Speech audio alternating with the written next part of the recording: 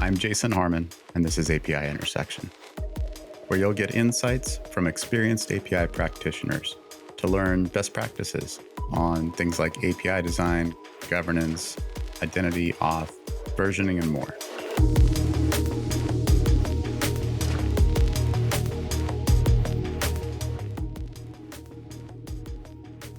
Welcome back to API Intersection. One of my favorite topics, what I always call the long pole in the tent of every API program. We have an old friend back on today, Travis Spencer from Curity, and my co-host, as is frequent lately. Anna, you want to introduce yourself? I'm Anna Doherty. I am the product marketing manager at Stoplight. And last time I told you to Google that. And this time I'll just say I try to bring value to our customers and our customers' centric values to our product team. And it's fantastic. All right, Right. Mr. Spencer, Travis, the man, the myth behind API identity. Why don't you tell You us a little flatter bit me. about yourself and Curity? Sure, love to, Jason. So thanks for having me on the show today. My name's Travis Spencer. I'm the CEO of Curity, and I'm also the founder of Nordic APIs. I'm a computer scientist by training, software engineer in practice, been working in the identity space exclusively since 2008. And I am an American living in the Kingdom of Sweden. And as far as the identity space and that being the long pole in identity, it definitely is a challenging topic, the fly in the ointment, to use another analogy.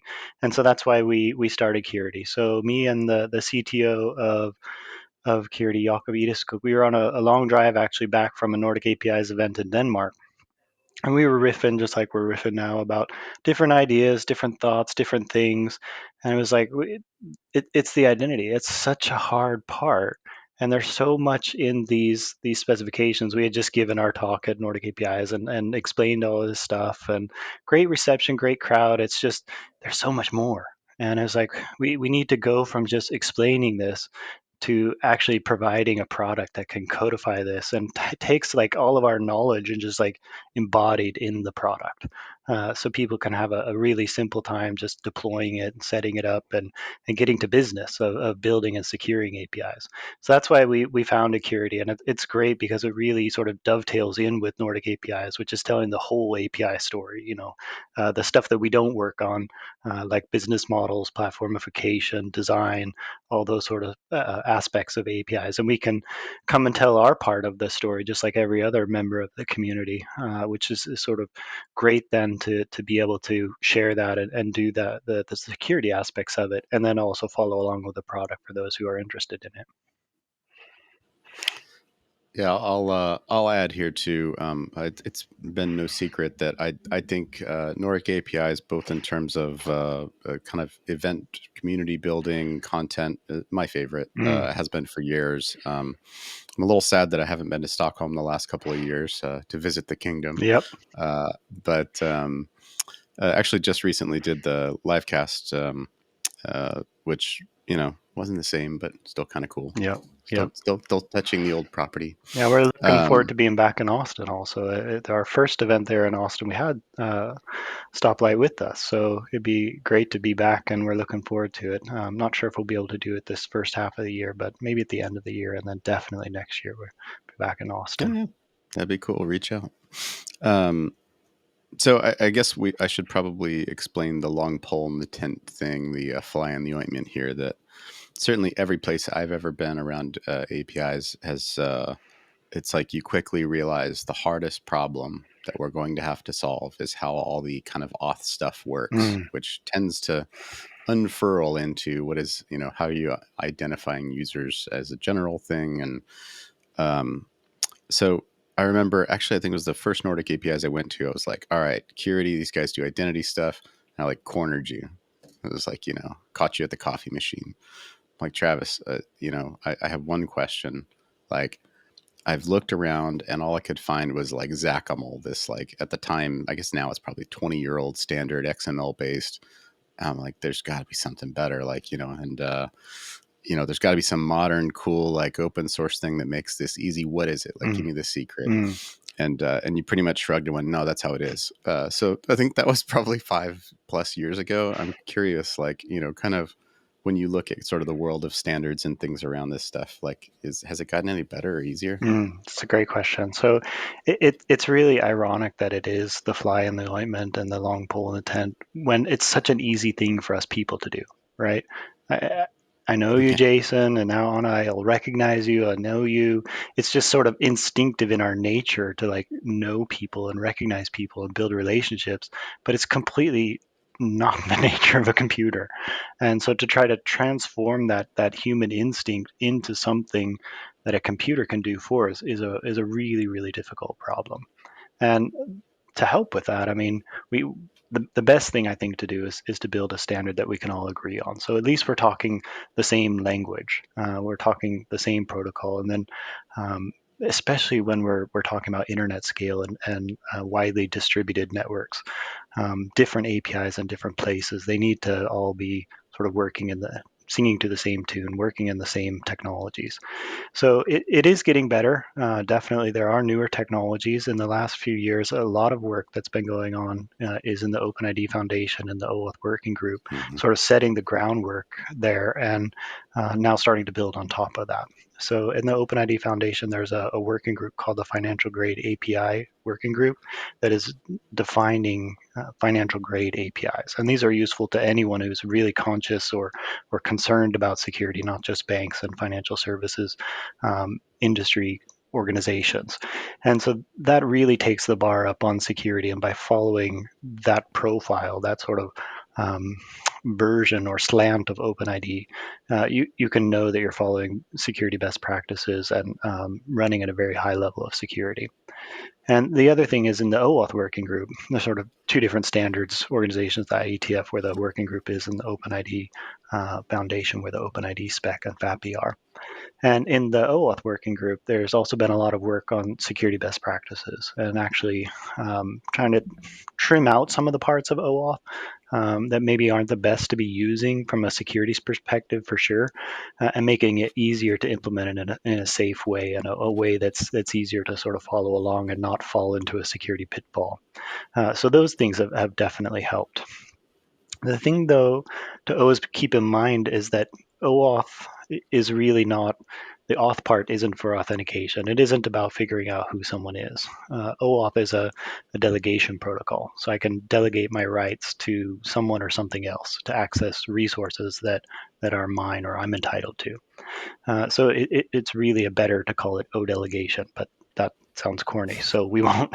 um, but and then on top of that, OpenID gives a sort of identity layer. And by that, what I mean is once some sort of computer program, some sort of entity has figured out who that user is by authenticating them or identifying them or both, will then transfer the answer to that into another security realm, another security context, another domain. And so that's still the only figuring out who you are, and then the access token or a sort of representation of that delegation can be used within an API to say, okay, now what are you authorized to do? So that figure out who you are. Now what can you do? And it's really the burning question is what are you allowed to do? And but we got to ask the first one, unfortunately, to get to the second one, which we really want to know. So on the what are you allowed to do thing, the more important question, we can write code. I mean, we can go into our APIs and write if this is in the token or this is in the access token or the user logged in this way or they're accessing this sort of resource, do this. And I think what organizations have been struggling with and what you and I were talking about at the coffee stand all those years ago is that code constantly needs to be changed and updated so it can be deployed and retested together with the API. So we need to sort of pull that out somewhere into something, and that something or would be some sort of policy or some sort of language that says, okay, under these kind of cases, take this sort of input and fill it into there, and then evaluate the whole thing and arrive at a conclusion of allowed or denied. And the story there has gotten a little bit better. There are a few different open source alternatives and also some commercial products that are available these days that weren't back at the conference that we were discussing this. So it is evolving, but the reason that that's happening slower than the whole OpenID and authentication part is it's sort of like this journey that organizations go through, and like that tippy top is the summit. It's the top of Mount Everest, and not very many people climb Mount Everest, or those who try, they don't. Not as many make it as start, and so it's not as what should I say? It's not as blazed of a trail, if you will. It's not as complete of a technology, or the technologies are slower to be adapted because not as many people are demanding them. So with all the great work that's happening in the authentication and federation space with OpenID Connect and OAuth, more people are getting to the summit of the mountain, and so technologies, products, new standards are popping up and will help with that. And I think that will only continue as more people make that journey to the summit. So that brings to mind a question of what stage in the creation of an API should we start answering those questions about whether identity and auth is needed? That's a great question. So I think that unless your information is public data and it's meant to be public, like according to regulation, you're probably going to want to have some sort of authentication on it regardless. And even if it is public data, you're probably still going to want to have some sort of authentication going on, identification of a user, so that you can reach out to them, let them know your service is going down for maintenance, or it's moved from this URI to that URI, or get them on the mailing list so you can tell them about other products or services. So I think even for public data or public APIs, you're still going to have that. So I would say, like, at what point are you going to decide you want to have auth? I think now, as you're listening to this broadcast, you want it almost unequivocally, and because you want it, I mean, there's nothing else really. You need to use OAuth, and if you're doing login in your mobile app or your web app, you need to use OpenID Connect. Anything else, you're probably reinventing the wheel. You're probably doing something unsafe and insecure, and so you just decide here on the broadcast is going to be that, and that's how you're going to do it. On the authorization side of things, like, because remember, OAuth is really O delegation. It's just you're going to have these extra inputs into your authorization decision. That takes a little bit more work, I think, to decide how should we do this. Should we have a bunch of if statements in our code? Should we have some sort of interceptor in our API that will grab that and then make a decision, and we can recompile that and maybe have some different way of knowing that code is accurate? Or do we need to do something more elaborate and have a policy-driven approach? And if we do, should we use this open source product or this commercial product or whatnot? So I think, as an architect, what I'd probably be doing is, okay, we're going to have some sort of filter system. We do authentication, we do authorization, now we do all of the code. And we know it's going to be OAuth, we know it's going to be OpenID Connect to begin with. And then the authorization part, we're going to stub out some simple stuff. And as it gets more complicated, we're going to have to look to plug something else into there. And then we're going to look at some different products, do a proper eval and a proper due diligence on which one will solve our needs. Well, and on the authorization stuff, I feel like the answer always ends up being a little bit of all of the above, in the sense that, like, there's fine-grained things you can't do, like at some edge or centralized solution, but as much as you can, try not to have things embedded in code, right? So you end up with a little bit of all of it. The only other thing that is maybe the one easy path in it all is, like, I think you're describing a lot of what's very common, which is the sort of third party access. Like, you've got to, I want to get your user's data, I have to ask that user permission to get it. But in the case of, like, first party access, let's say my customers are saying I want to be able to automate my data. I don't have to ask anyone else permission. Then we don't really have to have sort of OAuth and all that stuff, right? Isn't that sort of the easier path? It is, but it isn't. So what I would say there is that it's easy until your authentication requirements change and evolve, which they will. I mean, MFA is now becoming, like, everyone's doing MFA. There's going to be that in their multi-factor authentication. That's just going to be there, but it's annoying. It's sort of, no one's coming to your app or your API to do login. I mean, I'm a login guy, and I I realize, and even though I love it, like, I'm stuck trying to get into a web service right now because I don't have my old Google Authenticator on my old phone. I mean, I'm stuck.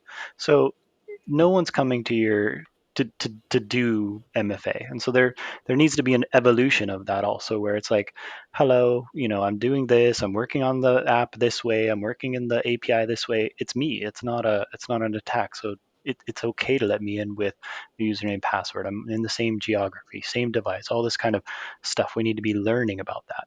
And then if you just like baked that into your application, you're sort of stuck in the same way as if you have a bunch of if then statements for authorization, you're also kind of stuck. So, what I would say in the first party case is what I would adapt this pattern that some call the backend for front end, or BFF, or what we like to call it, Kirti, the token handler pattern, where what you end up doing is you have a server side component that you call auth on that. And then that will do the OAuth code flow to your OpenID connector, your OAuth server. And it will do that using a confidential client, which is a more secure way of integrating with an OAuth server, basically. And then that will handle all of the authentication, and it will come back. You'll convert that token into an encrypted value that's saved into a cookie that is same site. So it's all first-party communication between the app and that API proxy, that token handler.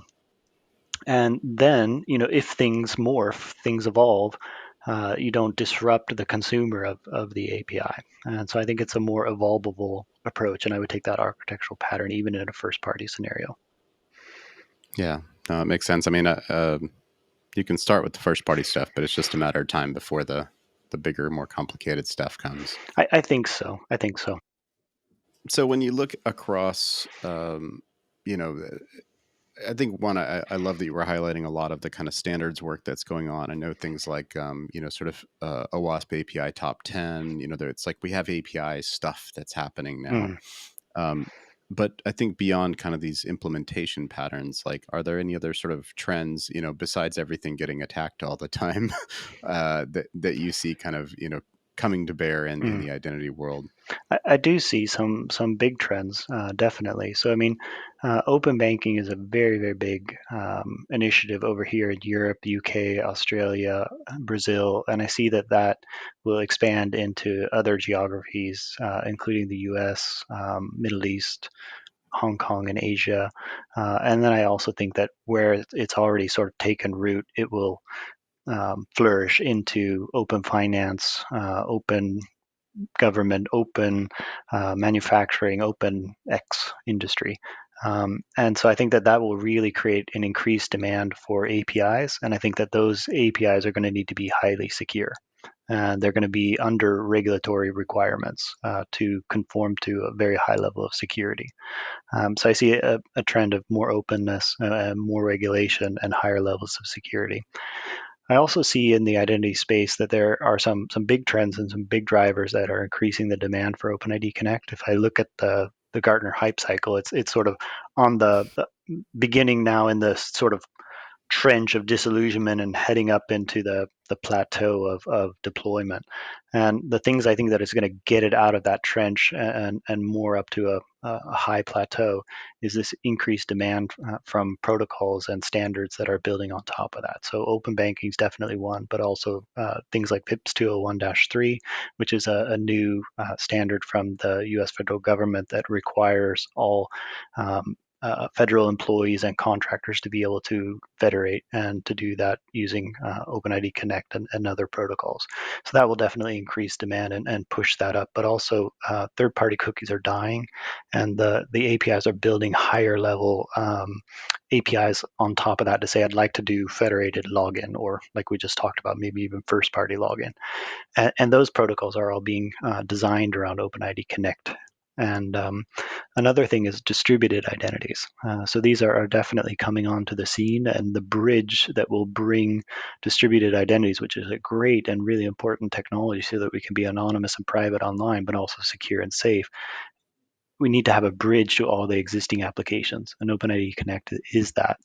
And then the other big push that I see here is around global identity networks. So you can search out GAIN, which is a global identity assurance network. And there's other sorts of EIDs, EIDAS, those kinds of things, all being built around OpenID Connect. And that's going to really help, I think, to wrap an identity layer around the internet so that we can do more safe transactions and more assuredly answer that question of who you are online.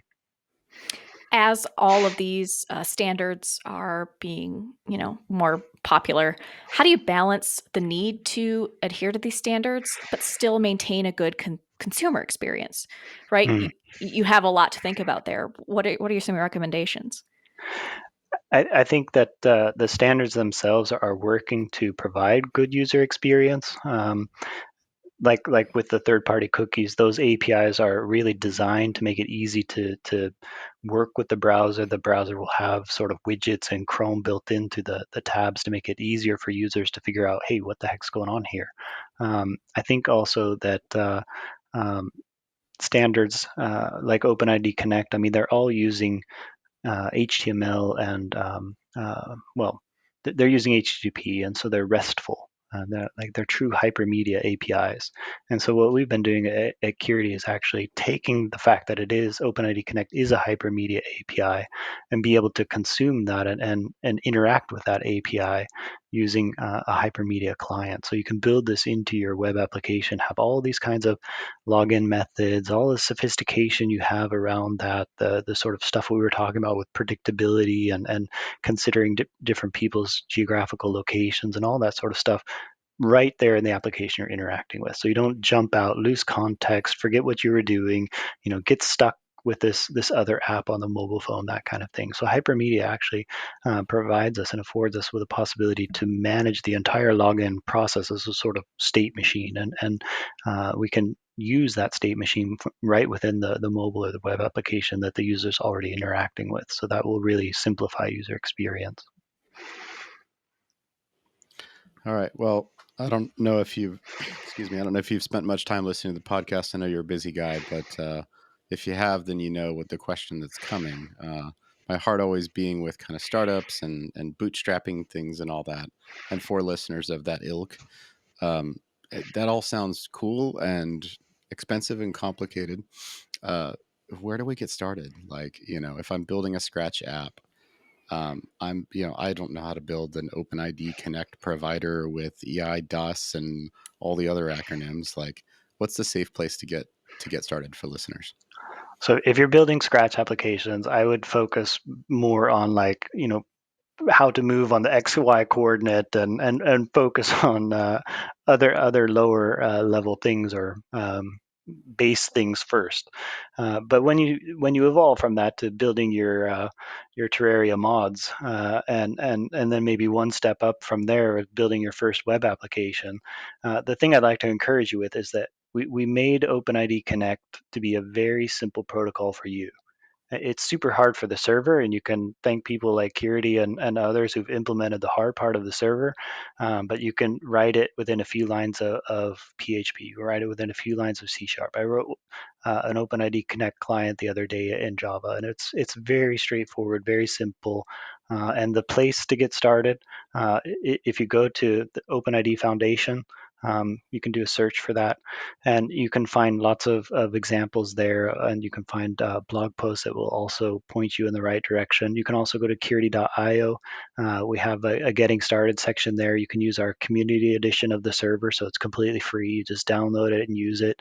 You don't have to do any of the hard parts then. And if your authentication needs are simple, username, password, social logins, that's all you ever need, and you never even need to pay us for that. So it doesn't need to be expensive either. Well, that's somewhat reassuring. I'm sure for some of the listeners who at this point were like, oh my God, this is going to be terrible. I'm doing everything wrong. That there is an easy path to get started. Definitely. And I can just say, I think after having been and visited many places where the word identity hadn't been spoken in the context of their API program, is, if you're building APIs, if you're building things that connect over the web, like, don't take this stuff lightly. Get started soon, because it's probably going to be long term one of the things that takes the longest to figure out and takes the longest to mature. Yeah. So definitely take a look at some of the resources that Travis has provided. And as usual, we'll have a blog post that kind of captures all this stuff and Yeah. hopefully makes it a little bit easier. One more, Jason, I can just add in there, of Hmm? course, is Nordic APIs, which we started with, but there's hundreds and thousands of web pages and ebooks on this stuff and videos and video upon video on YouTube explaining this stuff. So you could just subscribe there and go deeper and deeper for the next 3 years. Yeah, I couldn't agree more. I think Bill does a great job at certainly curating does. content there, and there is a tremendous wealth of resources there. So awesome, man. Well, that feels like a good place to close. Yeah. Any other closing thoughts for us beyond that? No, I really enjoy being with you. I appreciate it. I do encourage people to check out Curity.io. We have a lot of jobs that we're hiring for. I think we have 6 openings right now. We hire remote first, so wherever you're working, there could be a job there for you. It's a great place to work. We're building a really strong engineering team focused on quality, focused on great product, and working to satisfy really exciting and great customers. So check that out if you're looking for work, and don't hesitate to reach out to me on LinkedIn or Twitter. Happy to connect and talk more. Awesome. Thanks, Travis. Thank you. Thanks, Anna, as always, for joining Anytime. and helping out. All right, everyone. Thank you. Thanks for listening. If you have a question you want to ask, look in the description of whichever platform you're viewing or listening on, and there should be a link there so you can go submit a question, and we'll do our best to find out the right answer for you.